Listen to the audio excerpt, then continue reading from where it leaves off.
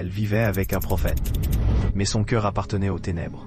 Il y avait un peuple, perdu dans ses passions, englouti dans ses désirs les plus sombres.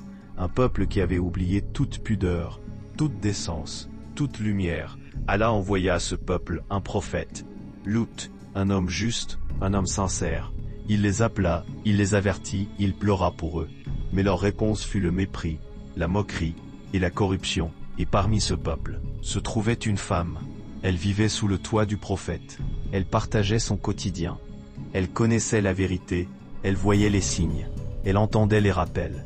Mais son cœur était ailleurs. Son allégeance était avec les pervers, car elle n'avait pas la foi. Elle n'était pas comme les autres femmes de prophètes. Elle n'a pas soutenu son mari, elle ne l'a pas défendu. On lui avait dit de ne pas se retourner.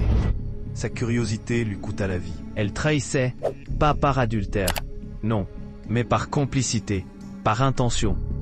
Et lorsque l'heure du châtiment arriva, lorsque les anges vinrent détruire cette ville maudite, Allah dit à Lut, « Pars la nuit avec ta famille, ne te retourne pas. » Et que personne ne se retourna. Elle se retourna, pas par accident, mais par regret, par attachement à ce qu'Allah détestait. Alors, elle fut frappée par le même châtiment que ce peuple criminel. Et Allah fit d'elle un exemple, un avertissement éternel. Dans le Coran, Allah nous dit, et Allah a cité en exemple la femme de Lut. Elle était sous l'autorité d'un de nos serviteurs vertueux, mais elle le trahit. Et cela ne lui servit à rien. Et on lui dit, entre au feu, avec ceux qui y entrent.